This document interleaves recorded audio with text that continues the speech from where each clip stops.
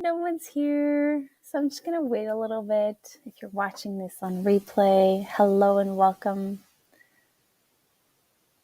So I'm at a new location right now, but I'll wait one more minute to see who's going to pop in.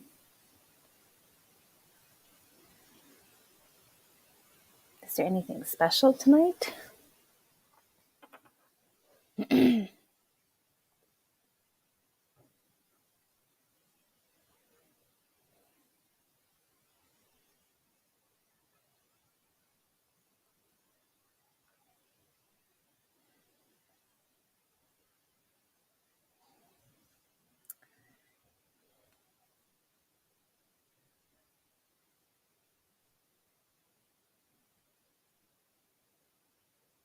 I know.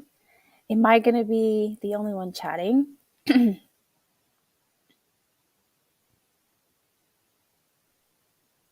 so I'll wait till 5 minutes. If you're watching this on replay. Oh, there's someone. Hello. Say hi. I was talking to myself for people watching this on replay. If you're here, tell me hi. See, there's one person with me.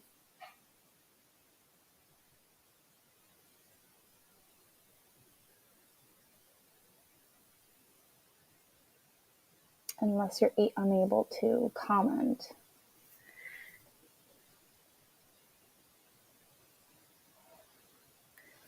Yeah, it's crickets. Hello, Jatam. Yeah, well, I don't know. Is there anything going on tonight? Something special on TV? Hockey games? Sports? I didn't check.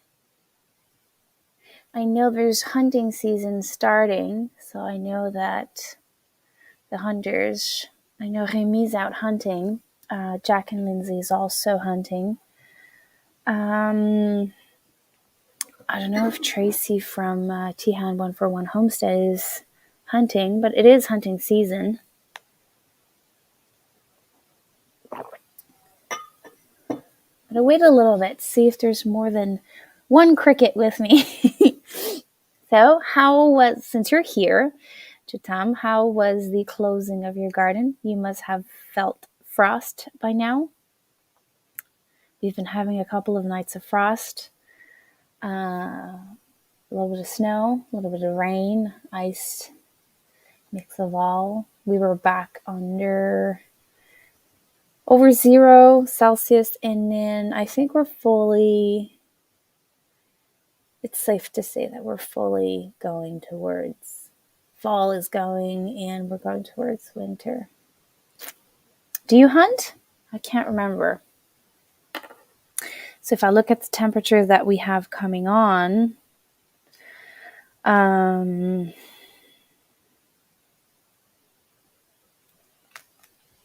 the next 14 days, what do I have? 2 -1, mix of rain and snow tomorrow. 8 degrees, 9 degrees, 12. Yeah, so it's going to be warmer this week. But at night, it does peak fast. And I am having a hard time adjusting to this darkness. I am happy to wake up with sun, but I find it really hard that at 4 o'clock the sun is like going down. Oh, me neither. Don't worry. Worst case scenario, you can just add on to the snow. Like, I wanted to cover my beds with straw, but I didn't do it. All of my weeds and my produce are still in the garden, mostly. I pick kale and lettuce that are still like surviving the frost, and I just give them to my bunnies.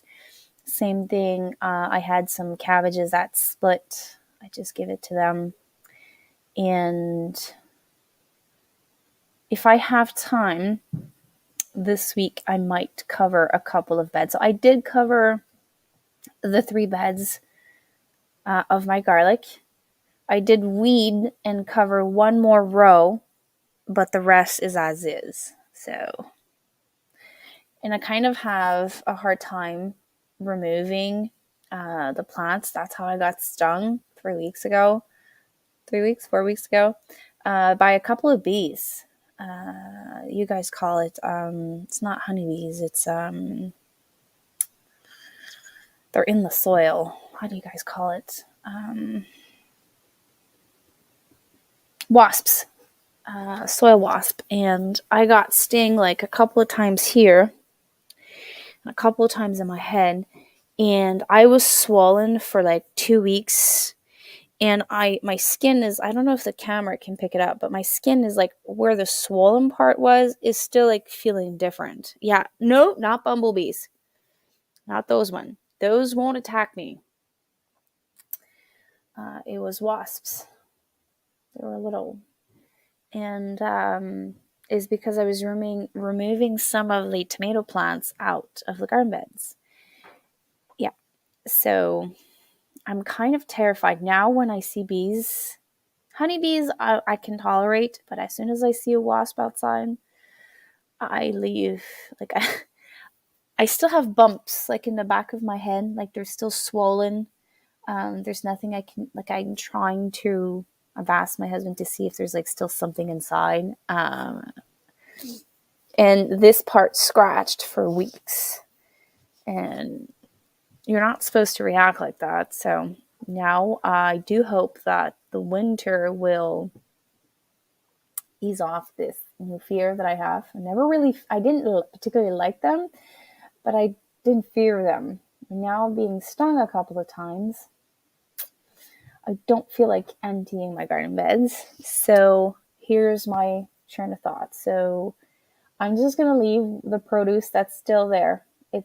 I can't eat it.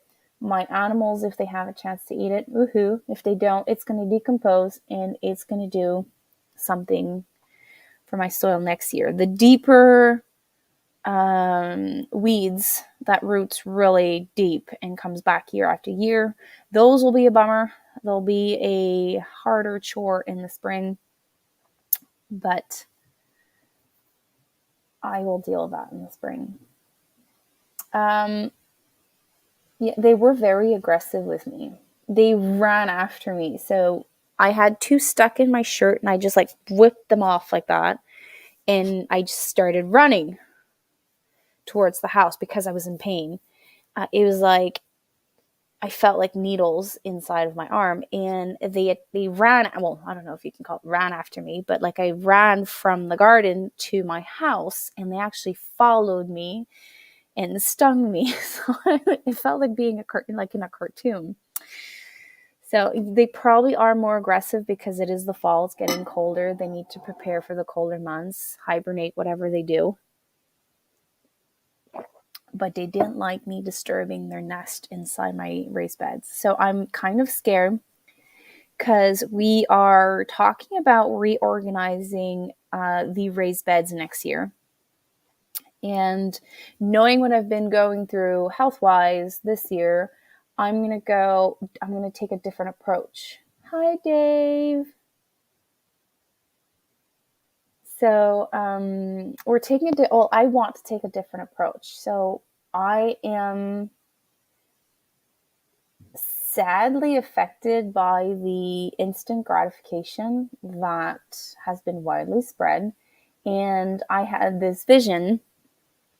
I think I talked about it last live. I had this vision that inspired me and then became my obsession. And that's how my downfall started. So the next year I want to organize step by step. So instead of like burning ourselves to the ground, even before the season starts, I am going to go online. There's going to be sales soon, Black Friday, Christmas, holidays, early season, and all of that. And I'm going to go and buy grow bags. So I'm going to empty out certain raised bed gardens and fill half of it with my garden soil and the other half with potting mix. Because hi, Marilyn, I had a question for you. I was hoping you would pop on tonight. So I'm going to fill half and mix everything. So also adding manure to it, H manure, so that I can have like a good soil going on. And by emptying the raised beds, putting them into my grow bags, I can still have food out of it and relocate some of my raised beds. So my raised beds are about 48 inches, well, 42 inches wide by 15, 16 feet long. And the row path are about 24 inches. But we did not take into consideration that it is argile clay. And with the freeze, so the posts that we installed were like this to hold the garden beds. Now they're going like this. So where I had 24 inches of clear space to walk, I no longer have 24 inches. I probably have like some places 16 inch, 18 inch. And I scratched my knees so many times over the summer.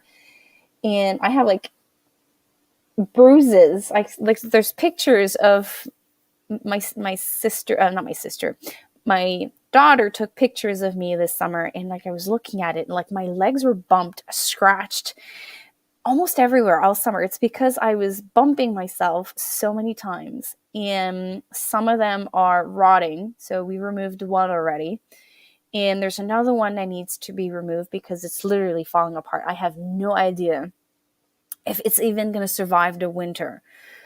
This spring when it thawed out, like we screwed so many things inside and outside of it to maintain it because we didn't have time to fix it. So I don't know with the thaw of next spring what it's going to do. So my train of thought with this is if I empty them, put them into grow bags, have a row ready, and then when we have the time, we can fix the problem. So I want to either remove, so keep one, remove one, keep one, remove one, and then in the area where we removed one, either create a 2 feet garden bed wide so that we can have 3-4 feet of walking space on both sides. And doing it this way, being totally transparent, I've pushed ourselves, and I pushed also my husband, to give me raised beds as fast as possible. So they were beautiful the first 2 years. And now we're seeing that because we've pushed too much, now we need to like redo them. So by doing this, I'm going to have food out of it, and we are going to be able to do it correctly, and it's going to look beautiful. And the tractor will probably, I need to measure the tractor. If it's 3 feet, the tractor, I don't think it's going to fit, but at least the wheelbarrow will fit. So I will be able to fit wheelbarrows in, like have like a more functioning space within those raised beds. Yeah, okay, so I'm starting, I don't know if you remember this, you talked to me about the no poo system, no shampoo. So no, I'm not going to go with that. I did convert to natural soap. And so I now have shampoo in a bar, and I do the apple cider rinse. And I introduced today leave-in conditioner. How long is it going to take for my hair to be back to normal? So I started, I think, mid-October. And the first wash, my hair was still somewhat the same. And then the second wash, I was starting to see like my hair going from normal to like, oh my God. And then last week, my hair was like always a mess. And it's like all squishy. I don't know if you understand what I'm saying. How long is it going to take before I'm going to see some difference? I know it's going to take a while for it to look all like cute and cuddly and shiny, but I do hope it's not 6 months. I'm not talking like an old person. I think I'm talking like someone that hit the bottom. And I don't want to get there anymore. Yeah, I think I have scars from all those scratch. And by having a pathway that's at least 3 feet from each other, I know I'm going to lose probably one, maybe two raised beds out of all of this. So maybe less food. But my legs need, my legs and my arms and my back need this.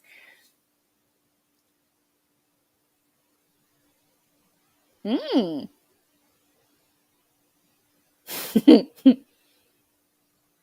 Yeah. Well, because of my dream that became an obsession, it was not slow and steady. It was crazy fast and fast fall. Slow fall, I should say. And I fell face first.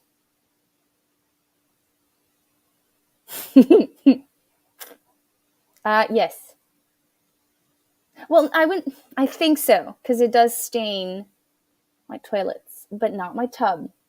My tub is not stained. My showers are not stained. I have a stainless steel where I wash my dishes, so I wouldn't see that. But we're thinking about investing in a filtration system that connects to the main water, which will do make our water better. I don't have that salt system. I'm connected to the city water, which is from a root. How do you say that? It's from a stream, I think. It's not from an aqueduct. It's good you didn't. Yeah. So today is the first day that I do this. Okay, so I washed my hair today. I know, sorry guys. So the only reason why my hair is loose today is because of the leave-in conditioner I added. Because then my hair does not look pretty at all. Okay, so the hair growth, the hairspray that I'm doing, the rosemary, from what I'm reading, it takes up to 6 months. So I'm not looking for length. I'm looking for volume. So since I was 12 years old, I've been diagnosed with thyroid issues. And with thyroid, you lose your hair. With pregnancies, when you deliver your babies, you lose a lot of hair. And as you grow older, you lose a lot of hair. So with all of that put together, I had, when I was putting a ponytail like 10 years ago, I had like a good chunk of hair in there. And now I don't have a lot. So I'm introducing rosemary in pretty much every single hair products that I'm doing on my own. And the ones that I buy, I don't think they have it, but they do have oils that nourishes the scalp, which by default gives me that hair. But Remy says he's going to grow rosemary next year and do that spray. I've always hated staying up 10 p.m. and I started getting grumpy. The only reason why I'm staying up now is because of a book. So someone, without naming anyone, which is present during this live, told me that if I want to finish my book faster, I would have to learn how to read very late. I don't know who that person is, but I'm kind of doing that. So I'm almost done. So last Sunday, I think I started the book that I showed you. I don't have it with me. I have 125 pages. So I read almost 300 pages in 1 week. And last night I didn't read.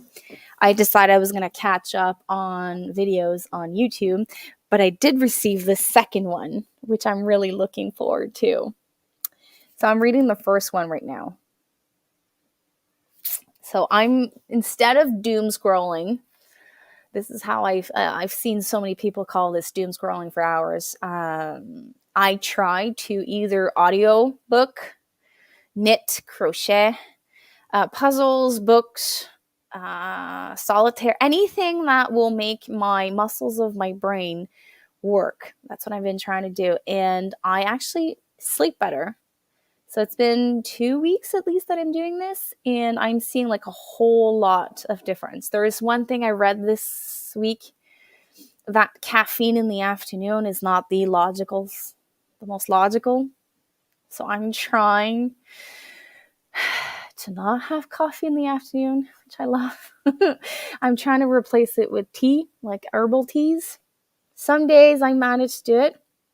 Other days I'm like, I'm just gonna have caffeine and have a small coffee, but I'm not in that direction yet. But at least I've changed the doom scrolling. It's done a lot for me.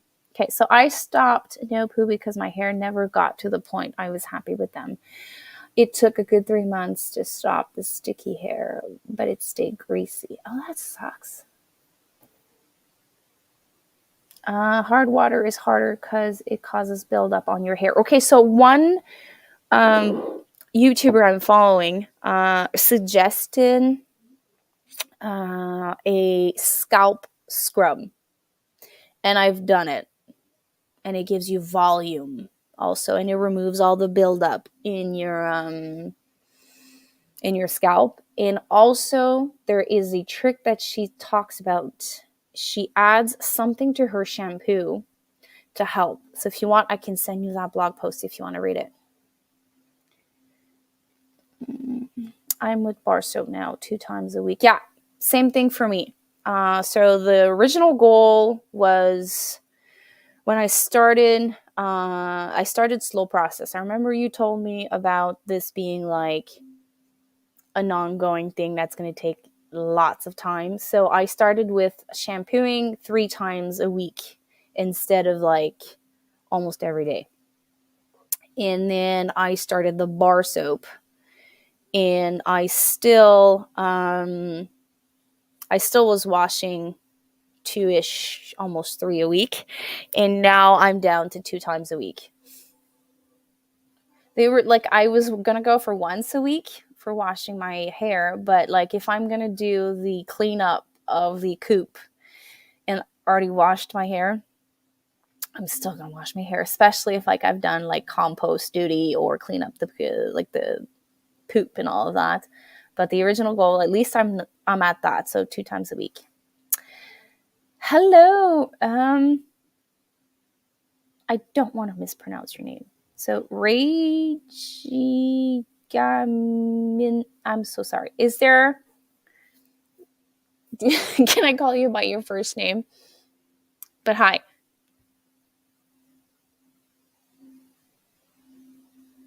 Yeah, that's another thing I did not do for years. Since like this is like stupid.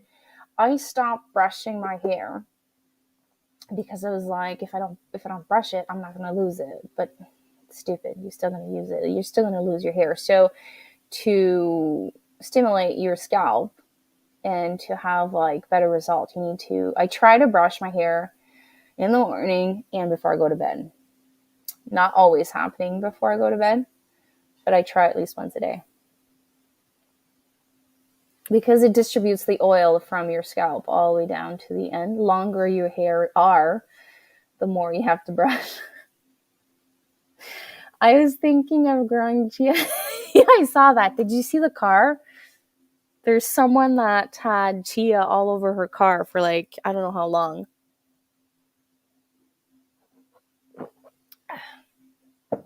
Also, I officially have a desk. It's not a room, but I officially have a desk, chair, so that I can talk to you guys every week. It is in the middle of the living area. But the reason why I have a desk now is because I went back to school, online classes, and I started a new program online last Sunday. And I started on Sunday on the kitchen table, took out my notes. reading everything I was supposed to read. And then I converted from the kitchen table to the living room on like this small table, trying to take my notes. And then it hit me on Thursday. It's not the best desk, but it has like 2 drawers and just enough space for my laptop, my notes, my books, and all of that. So I now have a desk. So that means I will be now able to have tea with you guys maybe during the day and have like an official location. And I'm trying to convince my husband to teach me how to use the little rectangle camera. How do you guys call it? GoPro. I want to try the GoPro so that I feel like a different type of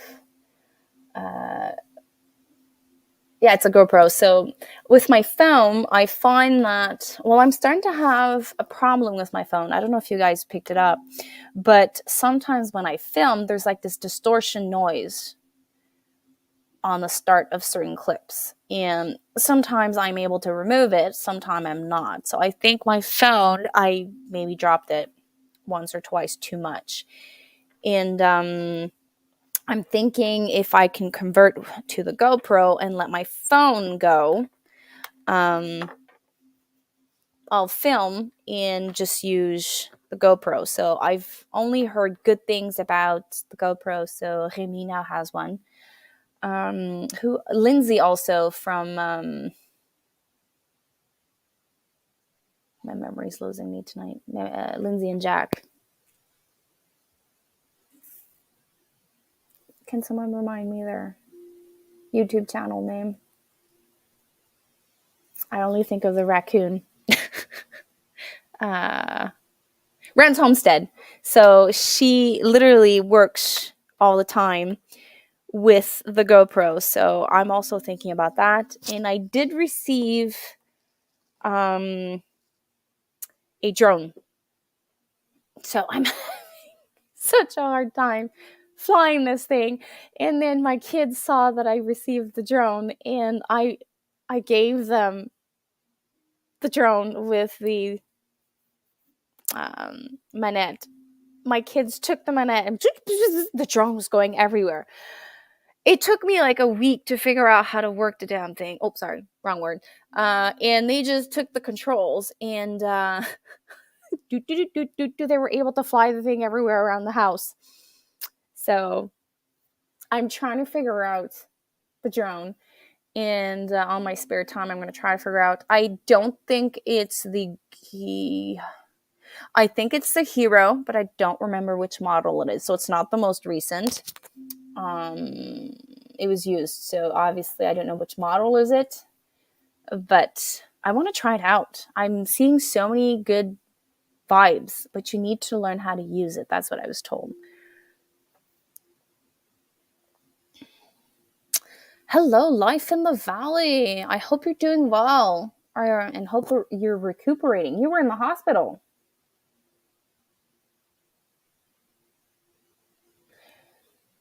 I had 2 phones. So my daughter stole one phone of mine. When I updated to this one, I had my old, and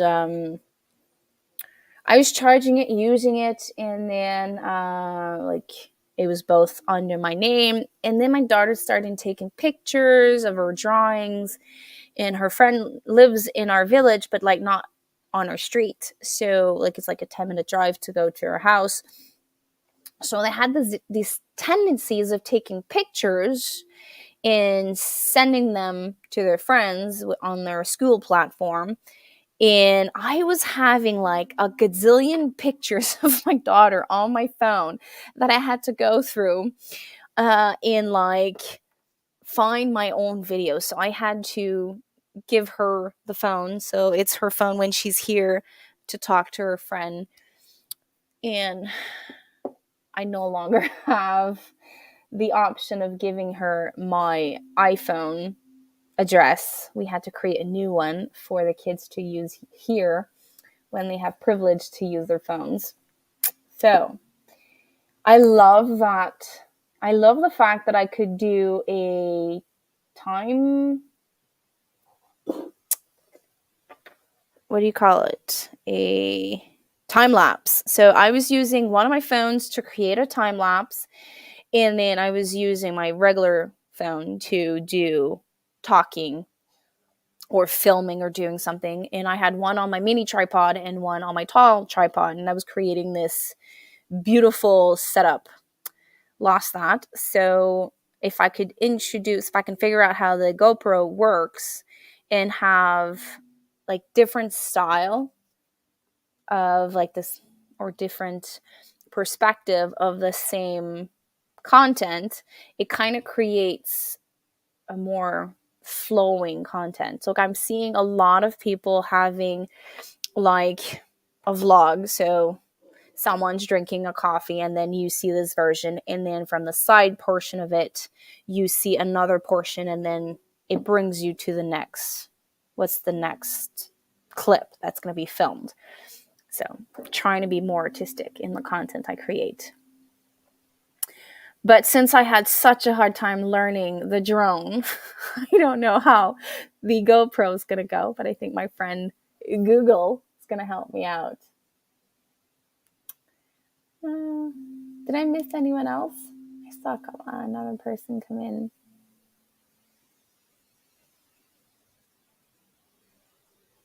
So, Marilyn, to conclude my little question, so I should just hang in there for like till what? Till Christmas? I should see like somewhat results.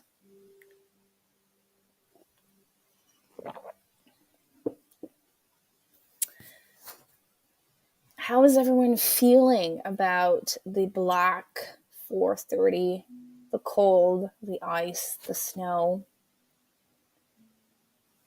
Awesome. Okay, so I can live with that. So I am seeing from the leave-in conditioner some difference. Well, it could give me something, a reason to persist in this new, well, not new trend, but new thing I'm doing for myself. I did also went to a Christmas market near my house, and we were able to meet local artists. I had so much fun.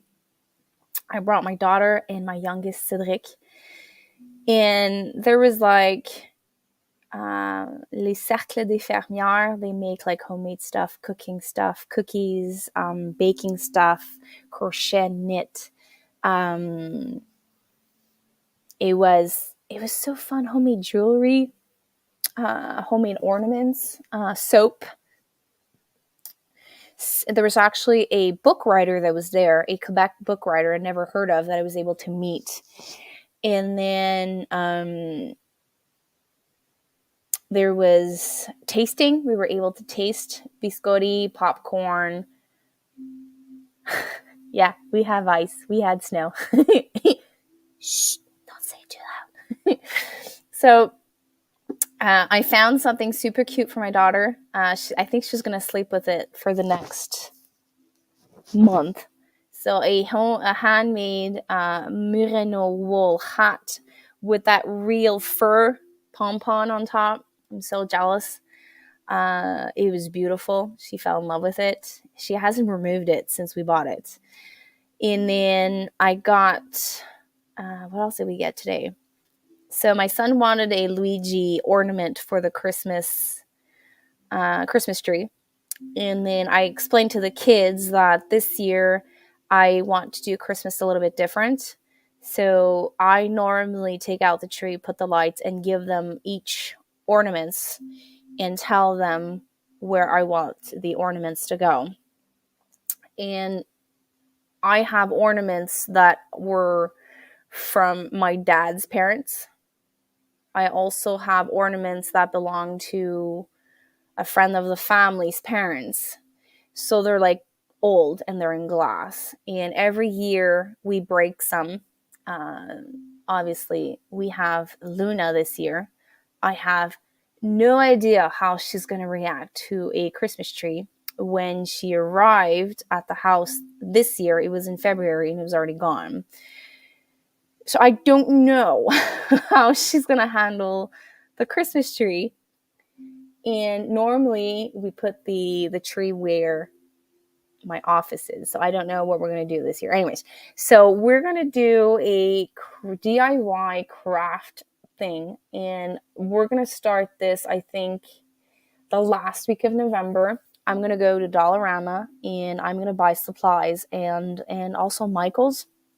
And I'm going to buy supplies and I want them to create all the ornaments in the tree. So I'm going to go to the store. I'm going to buy some lemons, grapefruit, limes, and I'm going to dehydrate them and they're going to create ornaments with that. But I want them to create their own ornaments, and year after year, we're going to add on to the tree. And then once they're old enough, and Luna's old enough for me to put those ornaments that I wish that I can carry out and give to each of my children so they can put them on their tree later on, we'll do that. So this year, I don't want to put too much stress on all of us with all the decorations. So I want it to be like a DIY fun project. And I remember seeing the day before Christmas or like the week before Christmas, people would do popcorn and put that in the tree. I don't know if I'm going to do that. It just like a thought just went through. Luna's going to eat it and it's going to massacre the tree. So scratch that off. I'm not going to do that. We might do like homemade guirlands and like ornaments. So that's the thought. So that was sidetrack. So I got some ornaments also homemade, and I did get my body soap. And I found out that the lady that was selling the soaps lives in the village next to mine. And I could like call her or message her, I would like this amount of this type of soap. Or do you have a new special soap this week? Yes, no. And place an order, get there, pay it, and pick it up. She's 10 minutes away from my house. And she hand makes them. And she's also on the self-sufficient journey. She grows most of her food. So she's a little bit like what we have established here, but on a bigger scale. So if I can encourage her, it would be like super fun. And what else did we get? We found stainless steel earrings for my daughter. It was so fun. So if you have a Christmas market that showcases local artists, go check them out. I found so many things. It was so pretty. Like, I love gnomes. I think it's how you say it. It's the face with the hat that covers the eyes, and you only see the nose. Like, I really enjoy them. They had so many ornaments handmade with gnomes, but I just couldn't buy them all, so I just got one. But it's so fun. So I highly encourage you to go check it out. I did hear that there's another one in December, so I'm really hoping I will be able to go. Ice fishing season is coming. I don't think we will be out in November this year. Usually I'm out around the 21st. Ice fishing in November? Here, where we are at, I think this year we're only able to fish like late in the season, almost January. We don't know. It's such a weird year, so you might be able to do it. We'll see. Yeah, I did that this week. I was so sick. So the tip of my hair was like all scrunchy, all disgusting. And I cut it. I was like, you're gone. Not looking at you anymore. But once it was gone. Yeah, so I'm also doing, sorry guys, we're talking about beauty products. So I did also do a homemade hair oil and scalp oil that I put in my tips. That seems to help, but I did dye the tip of my hair just before Halloween. So I think that was like not the brightest idea I had. It kind of dried my hair. So it was white this week, but it thankfully it all thawed, because over the weekend we had to do something not me, but my husband. We wanted to do this like last year about at the same time. Finances and time wasn't was impossible. We had to bring down a dead tree that was very dangerous. So we had our trees leaning on our side. So if ever it falls on my garden, which is not that bad. But we did have some branches that was going at our neighbors, and they were starting to get scared. And they like nicely talked to us, and we're like, "Yeah, we want to do it this fall, just before it freezes." But we were planning on renting equipment, and we were waiting for the soil to kind of freeze up and be hard for us to bring the equipment in the back, because my husband's truck got stuck this year and it massacred my backyard. Like, I had holes about 24, 30 inches deep because like he was stuck. But then he got this bright idea to ask permission if we can do it from our neighbor's property. And they said, yeah, sure, no worries. We're just going to block everything until you do it and just let us know when you want to do it. So we would never thought that it was going to be like super easy. And he went to pick up the equipment and brought it down. So at least that's done. But it was scary. Like, I saw the tree as much as he was cutting it. Like, you could see that it was like wiggling. And I was like, oh my God, it was like way overdue. Soon enough, the swamp will be froze to go to log the other side of the farm when I can. It's true. You do your own lumber. Yeah, I have that close by. I can't remember. Well, sleep well.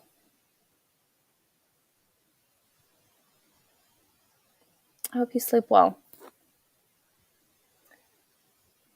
Black Erie freezes enough to fish once 30. Oh, that sucks. I've never been ice fishing. There are a couple of places that you can go here, but like, we're not equipped to go ice fishing. I don't know if I would enjoy being cold for the entire day and like fuel myself on caffeine and like warm drinks, and then have to figure out how the liquid that came in, how the liquid comes out. I've always questioned myself, how does that work? Like, every camp that I see that is close to my house, you see all these little huts in campers and trucks and all of that, but there's never bathrooms. So I know it's like, it's a stupid comment, but like, I was wondering, like, I don't want to know. It's going to remain a mystery. I might do some ice fishing this year. Oh, nice. So my son did get as a present a fishing line. I doubt that we'll be able to use them ice fishing, but he's been requesting. So maybe next summer we can figure out something. You don't need a lot. Axe, a line. I'm sure there would be some ice shacks rentals for sure. It's like, probably I could go on groups on Facebook Marketplace or something like that, ask whoever would rent their hut for like, say, a couple of hours, and has everything I need inside the hut, and I just fish and have the whole experience. And then it would give us like an idea of like, if it's something we as a family would like to do. I'm sure it exists. I've seen people suggest it in certain areas, so it's probably something I would have to look at. I'm actually losing my voice tonight, so Marilyn, I might do like you, turn in early.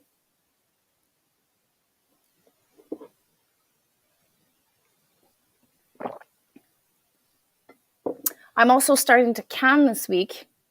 I've been delaying canning for a long time, and now I have to get back into the game. We have a portable ice shack in our main permanent ice shack. We use our pop-up more on hard to get to back lakes. And that's nice. So like, you're living this crazy adventure during the winter. Insulated tent. Nice. Nice. So you're living the dream. So you're not cold. So if you have a heater, is it like an electric heater, generator heater, diesel heater, or is it a stove?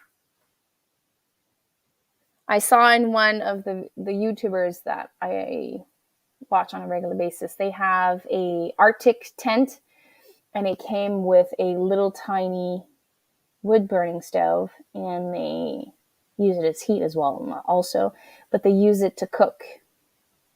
They also have an insulated tent for ice fishing, and they were using a diesel heater and those little, it's like a burner. They would do their coffee on that. I'm sure it's the adventure. It's just the cold.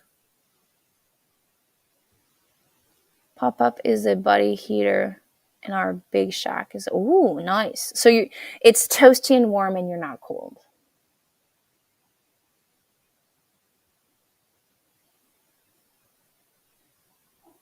So you said November 21st.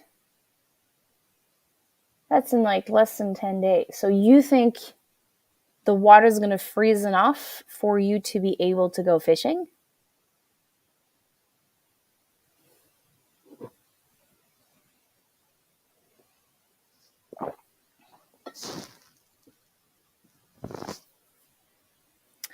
Our diesel heater has a thermostat, more like a furnace than anything. It's like oh, nice.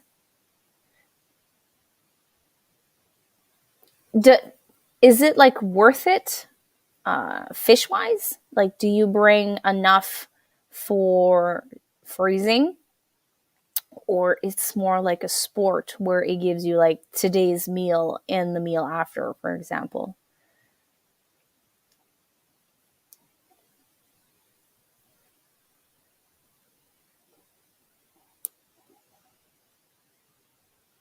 Hello, MB Heritage Farms.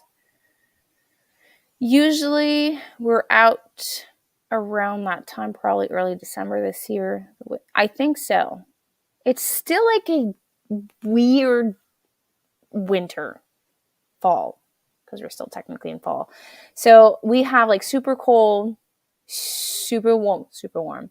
So like 9 degrees Celsius for me is warm for fall. I'm not complaining. It's fun. But usually around this time we would have snow, like when I was younger. And now snow is like mid-December that it actually stays. Trying to think. Last year we did have a white Christmas. There's a couple of years back that we didn't. But like it can all surprise us. Like we can have like all these nice temperatures for the next week, and then all hell break loose, and then we can have like super dip low temperatures, snow like there's no tomorrow, and we're gonna go like last week it was like 5 degrees Celsius, no snow, it was fun, we would sleep comfortably, and then boom, 10 inches of snow. We generally do pretty well. Our big trout one is good enough for my grandparents and Alicia and I for 4 meals. And we usually have a good freezer of fish. Nice. It's a good part of our meat love. Yeah. So I really enjoy meat, but I also enjoy fish and like seashells. Well, not all of seashells, but like fish is starting to get super expensive. Well, beef is starting to get expensive too.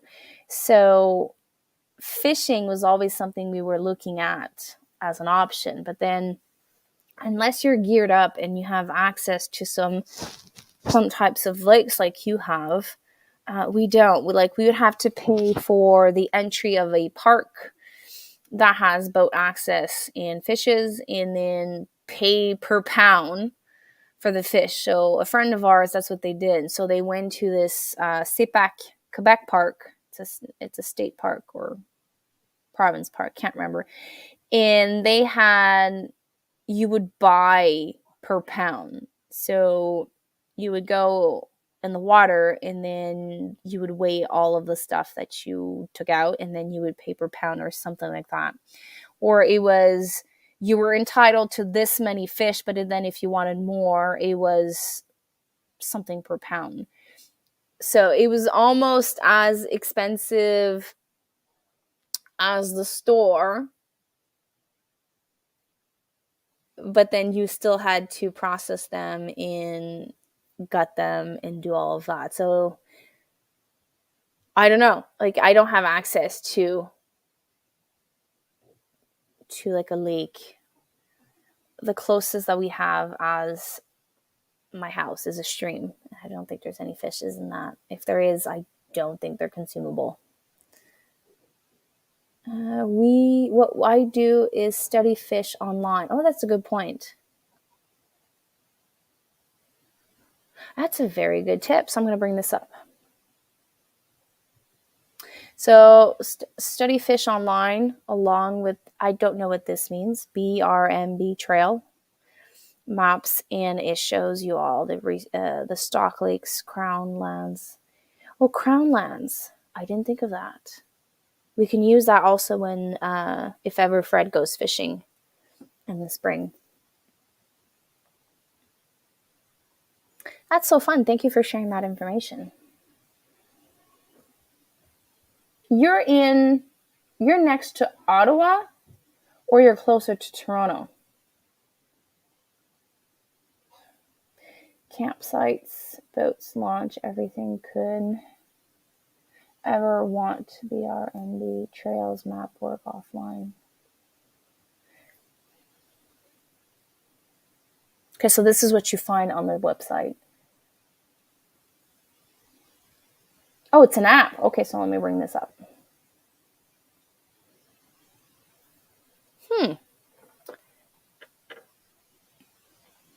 Let me see if I can see it. BRMB.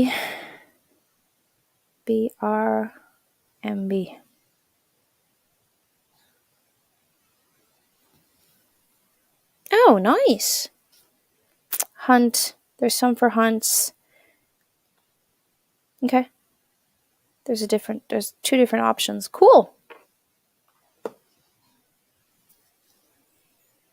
So you're about 45 minutes out from Ottawa, 20 minutes from the homestead. You're so lucky. 20 minutes. It was 3 hours and a half from the convention, or 3 hours and 20, something like that. It was over 3 hours. I drove in Friday, so I drove 3 hours to go to Angie's place. And then it was about 45 minutes to an hour from her place. So I was coming back, but there was no way I was leaving like at 6 o'clock in the morning. Super exhausted, super excited, not slept because like I get super excited the night before, and go to a conference and then spend the entire day there and then have to drive back home. Last year I did that, and it took me like almost a week to get back on track. But 20 minutes. Lucky you. Lucky you. I hope you're going to be there next year. Well, I hope there is going to be one. I think there is. I think Marcy said there was. I might like do 2 nights this year, so I at least can sleep one night. Like either come in on a Thursday or stay the Saturday. I am trying to work around different possibilities to have less to manage around May, because I'm trying to remember. So I started sowing seeds, I think in February. Onions, I think you start in February. Yeah, I think it's February. So I had my onions in February. I had some cold hardy crops that I want to plant in my tunnel. And then I started some cauliflower, broccoli, and like beets and all of that just prior to the conference. And then I had to maintain all of that and prepare the fact that I was going to be gone the entire Friday, the entire Saturday, and thinking that Sunday I probably won't be any functionable. I probably would take it like super easy. So like a 3-day off the homestead. So I had all these seedlings to take care of, and I gave specific instructions to my husband and my children, like, if this happens you do this, if this happens you do that, if you do and it was just gone for a period of like 30 something hours. So I can only imagine if I'm gone like 50 or so hours, what would happen. If there's one, I will be there. Alyssa will be with me this year. Awesome! Will be with me this year. So hopefully set up a little stand. Ooh, a little stand. Nice. Super fun. So by making my seedling operation like smaller, well, that's the plan at least, because like I decided I was going to go like more of like less production this year, more beauty, go back to my original plan that I had, I think 2-3 years ago. Instead of focusing like this plant's more productive, this plant's more productive, blah, blah, blah. So what I ended up doing last year, I bought tomatoes for the first time, and I bought peppers also for the first time. And like zucchini also, I bought second quality zucchini, second quality peppers, second quality tomatoes. And the only thing I missed this year second quality was squash. Normally I would buy like winter squash and like buy $20 worth of winter squash, but this year they didn't have a special. I don't know why. So it was $1 a squash usually, and most of them the stems were cut off, or if there was like an imperfection on it, there was either sun scald. So by doing that, second quality apples usually, and carrots, stuff I do every year.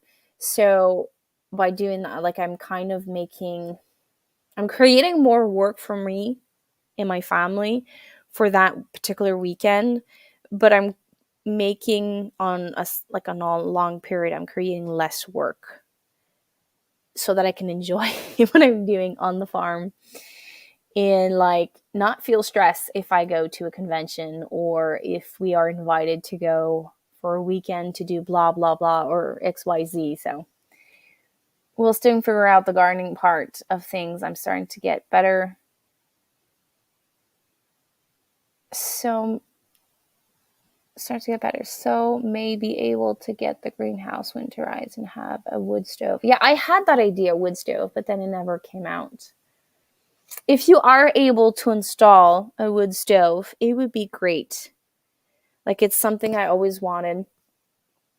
My tunnel was always going to be like winterized, but like I quickly realized that it was not something doable. Like every year it was on the to-do list, and this year we just took out the wood burning stove and we stored it somewhere, and maybe later on I'm going to put it back in. But if you can do it and you can around 10 o'clock at night go put some wood and then I remember my dad's wood stove, it would give us like 6 to 8 hours of heat. And then he would wake up in the middle of the night and add like wood. But like if you have tomatoes, obviously it will freeze or they won't like it. But if you have like radishes, greens, all those sorts of stuff like cauliflower, and you have 10 hours of sun, because it's really important to have at least 10 hours of sun on your stuff. Well, it's 6. Well, ideally it's 10, but if you have 6, it's fine. But then you could be able to have a couple of rounds of greens in like small broccoli and small cauliflower. It's fun. If you're able to do it and you have the supplies to do it, it would be fun. Yeah. if I could tell myself tips of my past self 6 years ago, I think I would do that first. So that means I would have slowly introduced some stuff. So instead of like building infrastructure, I think I would have done more semi-permanent stuff that would be either repurposed or destroyed, and then repurpose some of it and implement stuff that we would be able to leave for at least 2 nights, 3 days. Because now we can't leave the way that we are set up.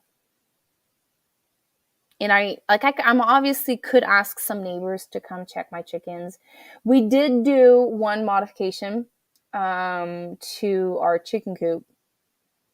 So if need be, we could leave the chickens inside and not let them go in the run. But the thing is, there's no windows. So there's like a little bit of light. So if we would leave for 3 days, 3 days, 3 days, 2 nights, I still have to have someone go check, because my ducks, they're so little rascals. They kick the buckets of water. So we have like these big black tubs. They kick them. When they're nearly empty, they kick them. So they waste water, and they put water all over the place. So someone has to go at least once a day to go check if everything's fine. So I can do an automatic feeder, an automatic waterer, even during the winter, like have like a bucket of water and like leave it outside and like somewhat have like this system. But I would still need someone to physically go in the coop and make sure that they're fine. But it would be something. If someone would come up to me and tell me, oh, we're thinking about the self-sufficient lifestyle, livestock, animals, chickens, blah, blah, blah. That's the first thing I would tell them. Don't spread your wings too large. Start one project with the lifestyle that you want to run. So if you want to be able to travel a little bit, either build a community around your house or build systems that you can slowly, like maybe let's just say you don't have the money to integrate permanent self feeders or like stuff like that, but like integrate it into your infrastructure so that when you do have the finances to do it, it's just like add-ons that are easily modified. So let's just say that you want to add heating, but you can't do it and you want to do it solar powered. Well, then include in your project like a little utility room that you can have like your feed, your batteries, and blah blah blah, but like maybe only have your solar system installed like 2-3 years down the road to make place for add-ons and perfect your systems. We didn't listen. Well, we didn't really have anyone that was doing our lifestyle, so we kind of learned, not the old-fashioned way, but we kind of learned like by falling. Oh, if I press this button, oh, it explodes. Oh, not going to go in that direction. I'm going to go in that one. So we did learn the hard way. Usually someone is always around to stick the stove in all the houses in our main heat. Nice. Our coop is big enough to leave them all in, and they have 7 days of food and water in each pens. Yeah, but it freezes during the winter unless it's heated. Oh yeah, so it's heated watered feeder. Okay. I can't have heated waters. My ducks. Well, now one of the ducks that used to do like so much havoc is gone. I helped out a friend 2 winters in a row with her ducks, and they became my flock. And her female was on my house. She's so adorable, but like when she would dip her head in that thing, like she would like put it all over the place, and then the water would freeze around places where there's no heat. So it became like nightmare. So I need to figure out watering system for ducks for this winter, because every single year it's a nightmare. Like literally every year. If I only had chickens, it would be super, super, super easy. We did it the first year.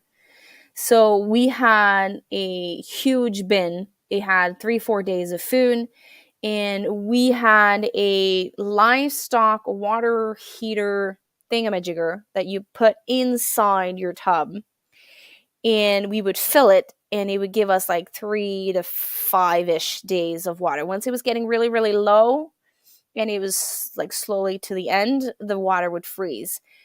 But then when I started introducing ducks to our flock, they love to stick their nose in there, and there was so much mud, and they kind of like massacred everything.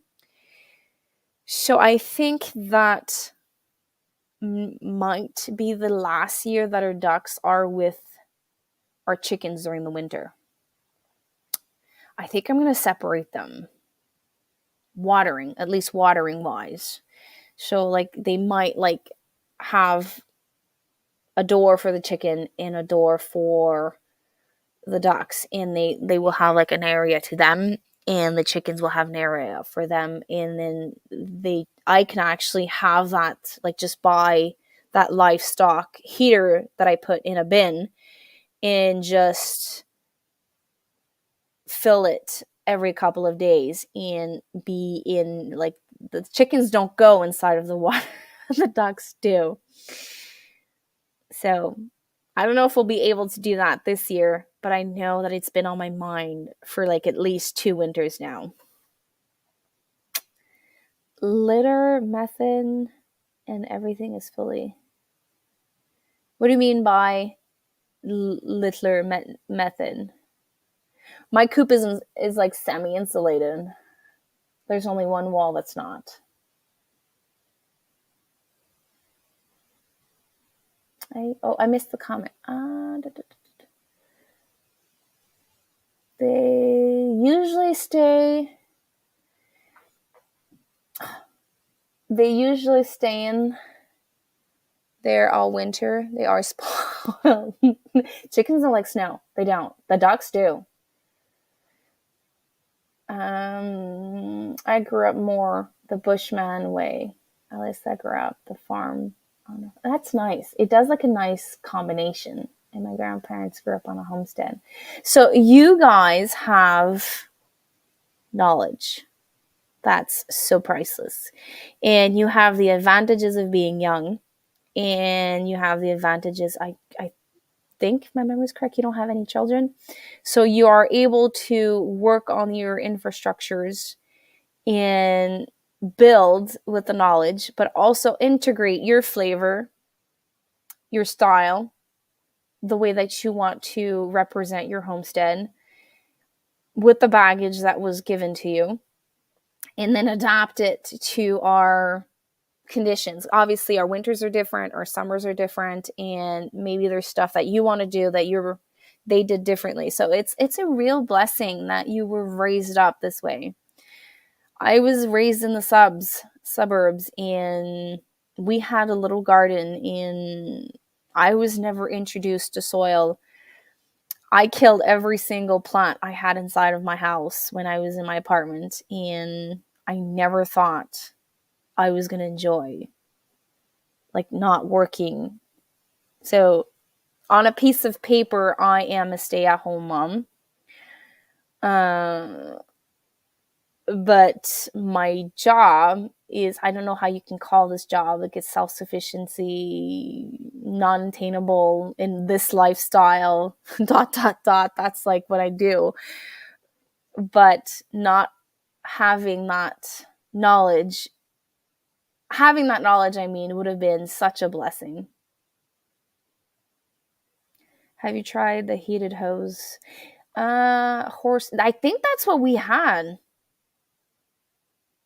It's like this round thing that's connected to electricity.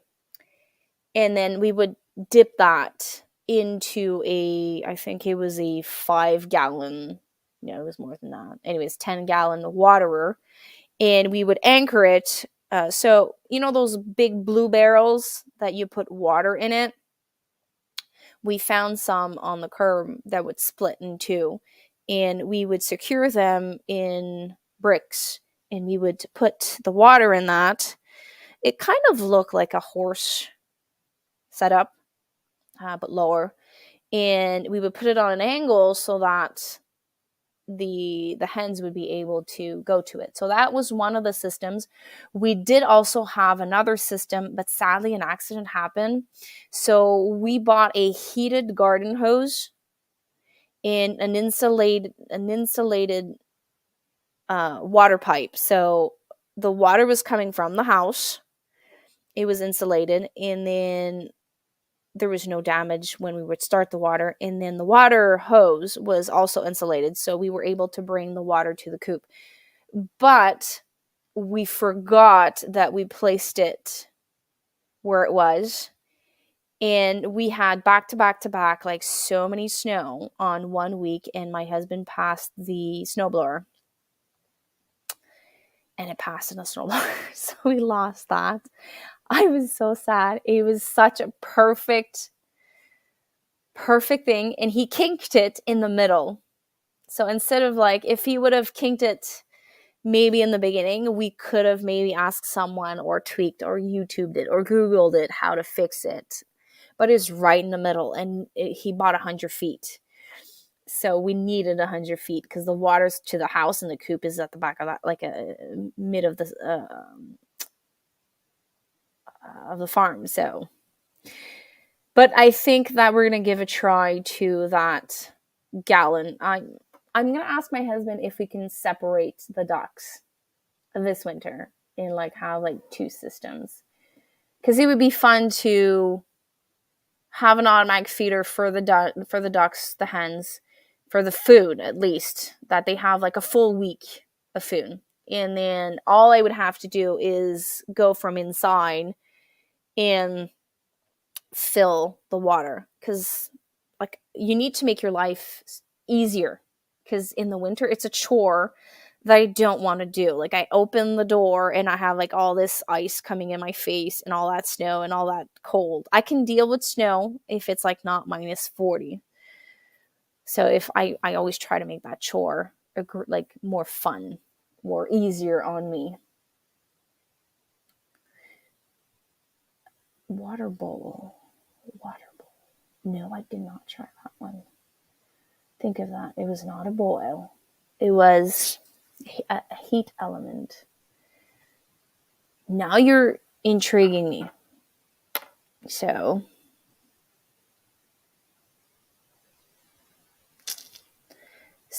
you call it a horse water bowl heated.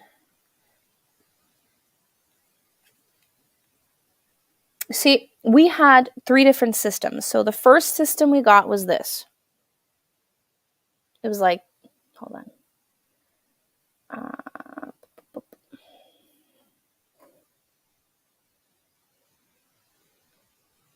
Let me remove my background.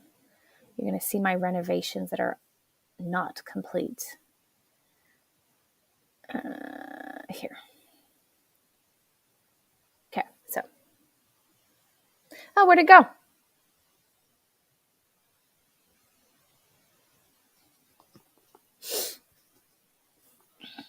So the first year we had something like this.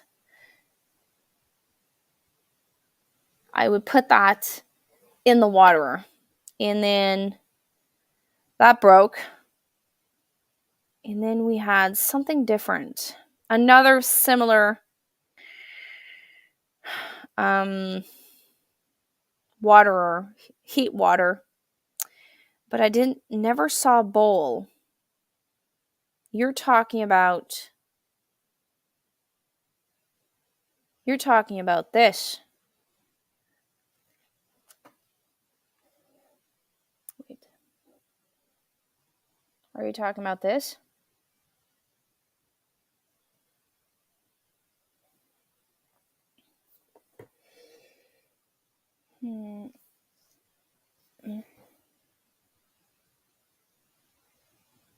2 extension cord for the water and the light. Yeah, during the summer it works well. But since we lost that and those things are super expensive, we keep an eye on used ones like all the time. It was such a blessing to have, like all we had to do, we had like a valve that was on our phone that we would turn on and turn off to make sure that the water doesn't freeze between the two. And then like I would ask my husband to turn it on from his phone. He would turn it on, and then I would just fill the water. Like it was freezing outside. It was nice. Okay, so I'm gonna go see. I have a co-op near my house. I'm gonna go see. But by buying that, a stainless steel would be better than plastic. That's for sure. Buying that, I would literally have to separate my ducks because they would put so much dirt in the bottom of that. Or I would have to put the waterer higher, so and a perch, like have like this perch thing going on so that the birds can actually go on this platform and then put the waterer there. I think that would be cool. They would have a place to perch and like be off the snow. Yeah, that would be a great idea. Thank you. I'm gonna go check that out. If definitely if there's stainless steel and it's heated and we have our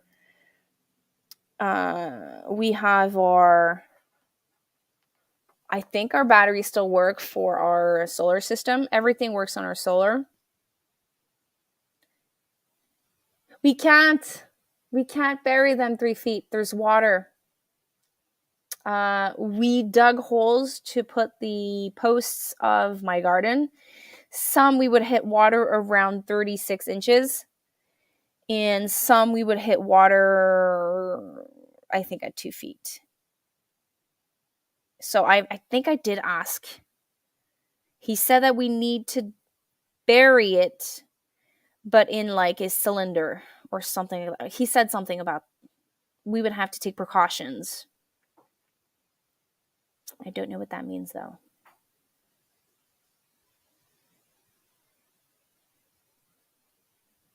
Okay, I'm gonna ask him again. I'm gonna take pictures of that. So on my to-do list this week.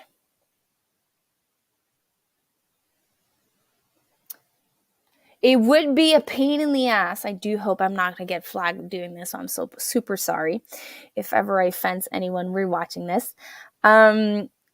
We are in a heavy clay soil. So either we'd have to rent a piece of equipment to do the trench. And I think the trench would be 20 feet, 50 feet, probably near 80 feet long. And then I probably like do a fork and then bring it to the garden. Like the garden is right next to the shed. So 80 feet. Digging 3 feet deep in heavy clay soil. We would have to look for a piece of equipment for sure. I don't think we would be able to dig that by hand. I think we would be like super happy the first like 5 feet. Probably would take us like hours to get there with a pitchfork and like lots of swear words. But I will ask him. We did talk about certain things we wanted to add to the property. So I'm going to bring it back up. Thank you for reminding me. Well, guys, I'm getting super exhausted. And I don't know if there's anything going on tonight. I know Remy's out hunting. I think Tracy's also out hunting. I I would like to rest a little bit. Worst case, find a watering line and undermine them by hand. Okay, so worst case, find your water line and undermine them by hand in them spots and feel your line under them. Okay. I don't think I have fiber internet buried here. I don't think so. I would have to ask. Our post every Every internet stuff is over our heads, not in the ground. Water lines are in front, if my memory is correct. But those are all details I don't know. Rental Village rents a small chain trencher. Oh, cool. Okay. So I would have to ask him if it's doable, one, because we can't do a straight line. We kind of have to deviate. So instead of being 80 feet, it could be 100 feet. Because, like, we have to pass a couple different directions to get to the coop. But it's something to look into. So you're giving me something to research. Well, thank you for staying. You're the only one here. And so I hope you have a fantastic evening. If you're watching this on replay, thanks for sticking this long. And this week, next video, I don't know what I will be doing. I kind of concentrated myself on my studies this week. So last Sunday, I started a new course and I dive in feet first, head first, and everything. And I've been doing only that almost every day for like many, many hours. And I kind of forgot that I was a content creator at the same time. So I don't know what I have in store for you guys, but I will find something that inspires me and I will share with you guys. You can turn with a chain trencher. We do kilometers with a big one. Hope you have yourself. Thank you. You too. Thanks for chatting. Take care. Bye.